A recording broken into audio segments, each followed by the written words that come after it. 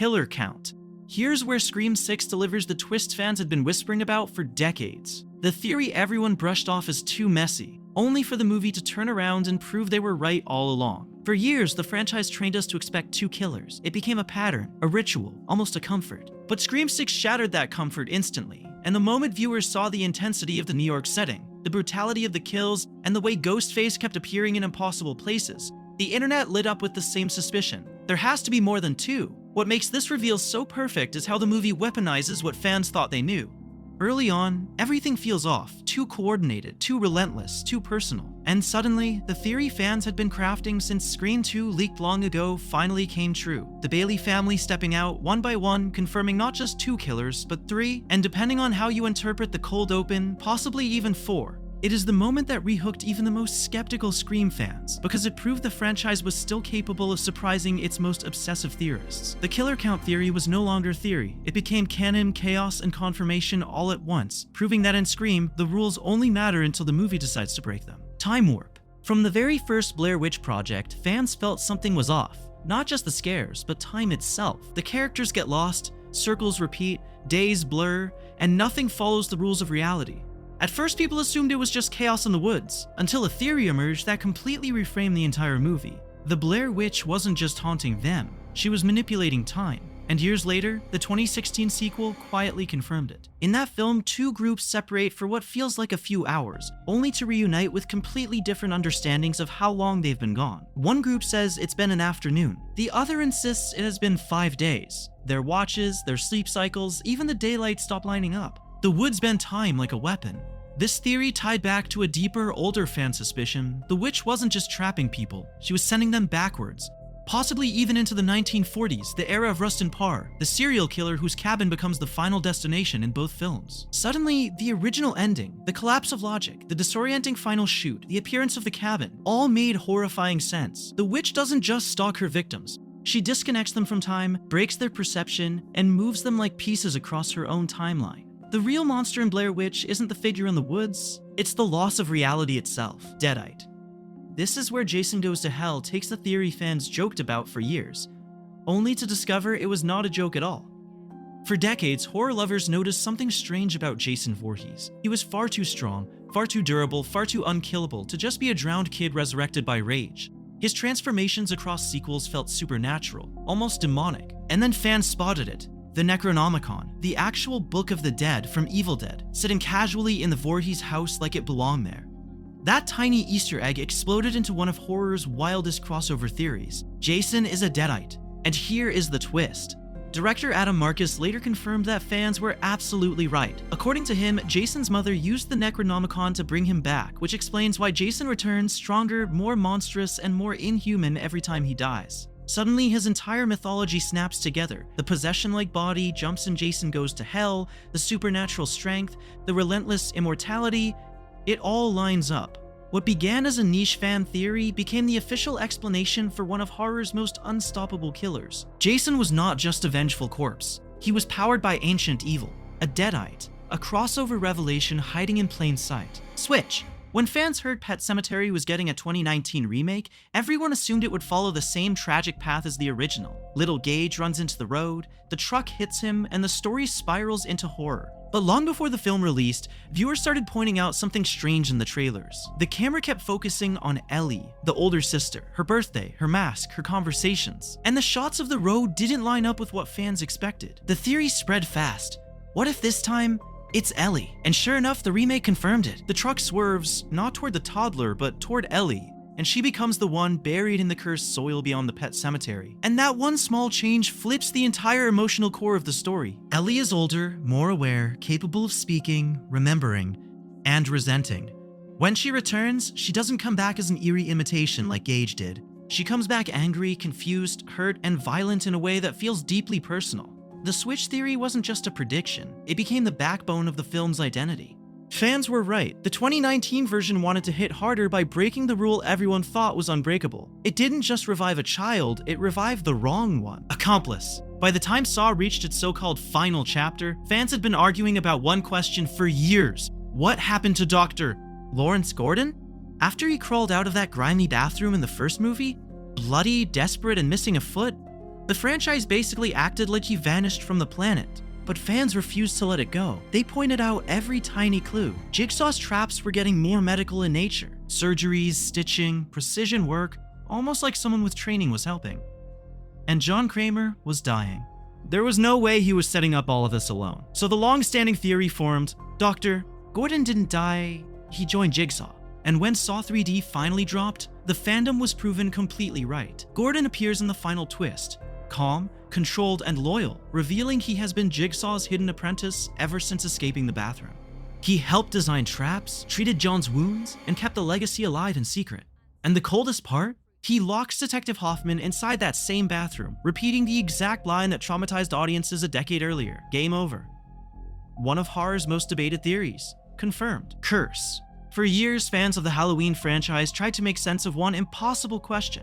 How is Michael Myers even alive anymore? After being shot, burned, beaten, and blown up across multiple movies, logic said he should have died decades ago. But something in the tone of the early films, especially the way Loomis kept describing him as pure evil, made people wonder if there was more going on beneath the mask.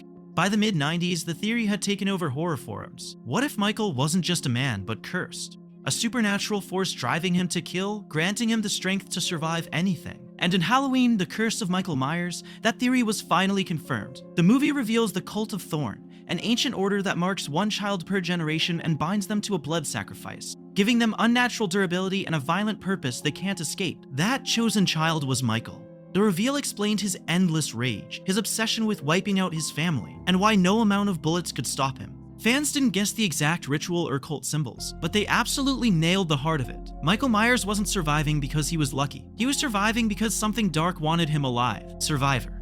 For over a decade, Scream fans argued about one unresolved mystery. Did Kirby Reed actually survive Scream 4? Her attack was brutal, stabbed twice, left bleeding out on the patio, and the movie never showed her body. That tiny gap in the footage was all fans needed to launch one of the biggest horror debates online. Frame-by-frame rewatches, timeline breakdowns, even theories about the angle of the knife, people were obsessed. And the clues were there. Kirby was smart, fast, and fought back harder than most characters in the franchise. Dewey's vague hospital dialogue felt intentionally incomplete. Even Wes Craven tweeted hints that her fate was left open on purpose. But without proof, the question haunted fans for years. Is she alive, or is she another Woodsboro casualty? Then Scream 6 dropped the hammer. And the fan theory was right. Kirby didn't just survive, she thrived. Now an FBI agent, hardened, confident, and still carrying the scars of what happened, she becomes living proof that not every ghost face gets the last word. For fans, it wasn't just a reveal, it was validation, the payoff to a theory they kept alive for 12 years. Kirby Reed didn't die on that patio. She just wasn't done fighting yet. DeepSea. When Cloverfield first dropped, fans had almost nothing to work with. Just a trailer showing a headless Statue of Liberty and a city in ruins. But even with that tiny glimpse, the most dedicated viewers locked on to one theory. This monster didn't come from space, it came from the deepest part of the ocean. At the time, most monster movies leaned toward alien origins, but Cloverfield's shaky cam style, the creature's animal-like behavior, and one split-second shot in the viral marketing hinted at something different. People noticed a satellite falling into the ocean at the very end of the film, and that small clue was enough for fans to connect the dots. The theory claimed that the impact woke up a massive deep-sea creature that had been dormant for thousands of years, and the producers later confirmed exactly that. J.J. Abrams revealed that Clover wasn't invading Earth. It was a newborn, terrified and confused, rising from the ocean trench after being disturbed by human activity. Supplemental material backed this up, stating it lived deep underwater long before the movie began. In other words, the internet figured out the twist before the movie even hit theaters. Cloverfield was never about an alien invasion. It was about what happens when something ancient and colossal wakes up below the ocean floor. Breeders. This theory was born the moment fans saw that infamous xenomorph skull mounted inside the Predator ship in Predator 2. At first, people thought it was just a fun Easter egg, a little nod between two iconic monster franchises. But horror fans do not let things go. They started asking the real question. Why would a predator have a xenomorph skull as a trophy, unless they were hunting them on purpose? That idea grew into a massive theory. Predators weren't just fighting xenomorphs, they were breeding them. And when Alien vs. Predator finally arrived, the theory was not only confirmed, it was expanded into something way darker. The movie reveals that predators have been on Earth for thousands of years using humans as incubators, deliberately creating xenomorphs as a rite of passage. A hunt, a sport, a tradition. The terrifying part is how calculated it all is. The chambers, the hieroglyphs, the ancient rituals spelling out that humans were nothing more than livestock for the ultimate prey. And the predators, they were proud of it. What started as a fan theory became the backbone of the entire crossover universe. The Yautja aren't just hunters. They are breeders of nightmares, engineering perfect monsters purely so they can test themselves against them. Engineer. For years, Prometheus fans chased one of the wildest theories in all of sci-fi horror. A theory so insane people laughed at it, until Ridley Scott himself confirmed it. The theory claimed that the engineers, the pale, godlike creators of humanity, weren't just ancient aliens. They were the inspiration for biblical myth, and more specifically, that the engineers tried to wipe out humanity because humans crucified one of their own. Here's how fans pieced it together. The engineers created humanity thousands of years ago. Then, abruptly, 2,000 years before Prometheus, they prepared a biological genocide. Their outpost collapsed before they could deploy the weapon. The timeline matched up exactly with the era of the crucifixion. Fans put 2 and 2 together and said, wait, are we the villains in their story? According to Ridley Scott, the answer was yes, at least in the original concept. He stated outright that one engineer was sent to guide humanity and was killed, triggering their decision to destroy us. The movie never names the figure, but fans did not need the dots connected for them. They were already ahead. And even though the idea was considered too on the nose and removed from the final cut, the director's confirmation means the theory is canon in intent. So the darkest twist wasn't even on screen. Humanity's creators tried to erase us because we murdered the being they sent. A horror theory rooted in cosmic scale and religious consequence, fully confirmed. Reincarnated. Few horror theories have lived as long or dug as deep under people's skin as the one attached to The Shining. For decades, viewers argued over a single chilling detail: the old black and white photograph hanging in the Overlook Hotel's gold room. At the very end of the film, the camera slowly pushes in, and there he is. Jack Torrance, smiling, centered, dressed in 1920s formal wear, decades before he was ever born. Fans immediately knew this wasn't a simple haunted hotel moment. This was a message. The theory that exploded online claimed that Jack wasn't just another victim. He was a reincarnated caretaker, a soul bound to the Overlook long before the story even began. The hotel didn't corrupt him. It was simply calling him back home. The signs were always there. Grady tells Jack, "You've always been the caretaker." Jack feels an eerie familiarity with the hotel from the moment he walks in. His violent spiral mirrors the same madness that consumed past caretakers. And that photo, the final nail in the coffin. For years, people debated whether this was metaphor, madness, or a cosmic loop. But then came confirmation. Not from a fan theory Reddit post, but directly from Stanley Kubrick's own mouth. In interviews, Kubrick supported the reincarnation explanation, stating that Jack is the hotel's eternal servant, reborn and reclaimed. The true horror isn't the ghosts, the isolation, or the blood in the hallways. It's the quiet realization that Jack never escaped the Overlook, because he never left. He was always meant to return, and now he's trapped in its walls forever. Sequel. For years, the idea that Get Out secretly takes place in the same universe as Being John Malkovich sounded like pure conspiracy until the clues lined up so perfectly that fans refused to drop it. Both movies center on one terrifying idea: people hijacking someone else's body. But it goes deeper than just a shared theme. The connective tissue is Catherine Keener. In Being John Malkovich, she plays a woman who literally learns how to enter another person's mind, controlling them from the inside. In Get Out, she returns as Missy Armitage, a hypnotist who eases victims into the exact mental paralysis needed for the coagula procedure. Fans took one look at that teacup, that chilling calm voice, and said, "She's done this before." The theory exploded. What if Missy Armitage is just the evolved version of the same woman? Someone who mastered mind-jumping decades earlier and resurfaced under a new name to perfect the process, this time with neurosurgeons and an entire family backing her. And then Jordan Peele confirmed it. He said as far as he's concerned, yes, the universes are connected. That means the Armitage family wasn't the beginning of this horror, it was the upgrade. Confession. Telling the truth. Unbreakable. For a long time, Split looked like a completely standalone psychological horror movie. A disturbing character study about Kevin Wendell Crumb and the terrifying emergence of the beast. But fans watching the trailers noticed something strange. The tone, the realism, the grounded superhuman element.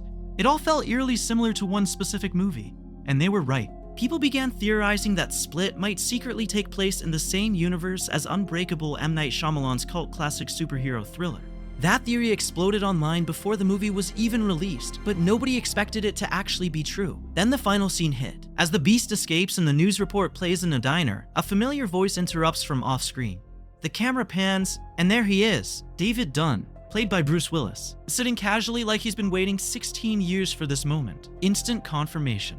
Instant shock. Instant validation for every fan who connected the dots early. What seemed like a one-off horror movie suddenly became the middle chapter of a trilogy, bridging Unbreakable and Glass. It wasn't just a twist. It was a universe reveal, hiding in plain sight the whole time. Fairytale. Midsommar looks like a sunlit nightmare, but fans were quick to notice that beneath the horror, the movie strangely plays out like a twisted fairy tale. And that theory turned out to be dead on.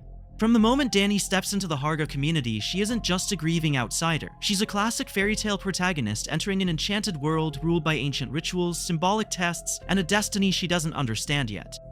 The film mirrors old European folklore, the isolated village, the ceremonial feasts, the May Queen competition, and the idea that outsiders must pay a price for disturbing sacred land. Even the opening deaths, her family tragedy, echo the orphaned hero trope found in dark folklore. Fans predicted early that Ari Aster crafted the movie as a modern myth, and the ending proves it. Dani crowned as May Queen, surrounded by followers who adore her, choosing to sacrifice Christian like a heroine, completing her transformation. It's not just a breakup story or a cult horror film. It follows the structure of a fairy tale coronation, where the protagonist endures suffering, enters a mystical world, survives impossible trials, and emerges reborn as royalty. The theory didn't just match the film. Aster confirmed it, saying Midsommar was intentionally designed as a folk horror fairy tale, meaning viewers who picked up on the structure before the movie even released were absolutely right.